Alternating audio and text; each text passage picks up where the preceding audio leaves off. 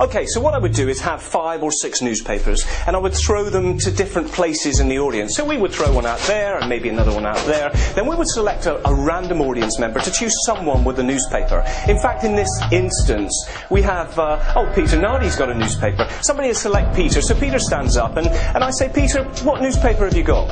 I've got a Telegraph. Okay, so Peter's got a Telegraph, a posh newspaper in the UK. Okay, so we're going to make a note of that, the Telegraph. Okay, I'm going to choose somebody else randomly in the audience to tell Peter a page number, and there's going to be roughly maybe 60, 70 pages in the Telegraph, and somebody comes up with, let's say, page 16. So they say, Peter, can you turn to page 16 in the Daily Telegraph, confirming that every page is different. Peter does so, and I ask him to rip that page out. He rips the entire page out. Now I ask him to rip that page in half, and in half again, then in half again. So he's ended up with a 6-7-inch square of newspaper. Then I ask him to find a word on that newspaper, either side, and he looks, and on page 16 he finds the word, Peter? Treatment. Treatment, okay. So we'll make a note of that. Alright, thank you, Peter. Then I say to the audience, give Peter a massive round of applause, because he's going to come up to the front. Peter makes his way to the front of the stage. Come on up, Peter. Hello, sir. Hi. Thank you for coming up. In all this time, there's been an envelope sat in full view. Now, you don't have to do it this way. Sometimes I will pass it out to an audience member. Peter, just hold on tight to that for a second. Yep. Remember what Peter chose. Page 16 was randomly selected. Then you ripped the page up. You chose the word treatment. Yep. Random decision. You could have gone with either side of the newspaper.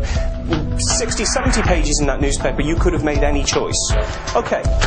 Peter, often people say to me when I do this, maybe somehow you've changed the envelope. You've removed this one and replaced it with another. So I'll tell you what we're going to do right now. What I'd like you to do, Peter, is I'd like you to sign that envelope for me. So we know it's yours, so we know it's not going to be changed. And also, of course, the signature could be worth the money later on.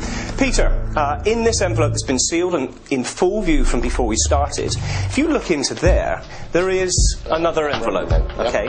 Inside of this envelope is yet another envelope. Peter, just take hold of that. You can keep it. You can just check that that is just a real envelope. Yep. Inside of that envelope is yet another envelope.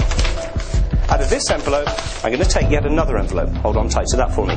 Strange thing about this is on the back of this envelope, taped to it, is yet another envelope. And right on there, taped to the back, envelopes, taped on envelopes, sealed up. I'm going to open this one up. Inside this envelope is yet another. Can you take that envelope out from inside there, Peter? In the envelope that's taped to the back of that envelope, yet another envelope. Could you take that one for me? Okay, and we'll get rid of that. Peter, in the white envelope, I'm going to take out, there's a letter in there. I'm going to read this letter out. That's what it says. We go through life making many random decisions.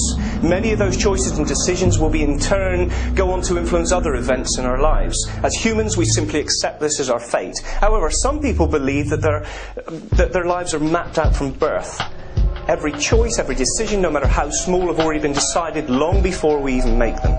In your hand is a small brown envelope. The contents of that envelope, placed there many hours ago, may prove that our fate is indeed already decided upon.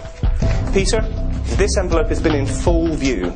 That one with inside many other envelopes. Yep. I'm going to ask you to unseal that envelope, and in there you're going to find a piece of newspaper. I'd like you to open that piece of newspaper, and on that piece of newspaper you'll find 2 things circled. You'll find that I've circled a page number and that I've circled a word. What page number did I circle, Peter? Page 16. Page 16. What word did I circle? Treatment. Page 16, the word treatment, one word in millions.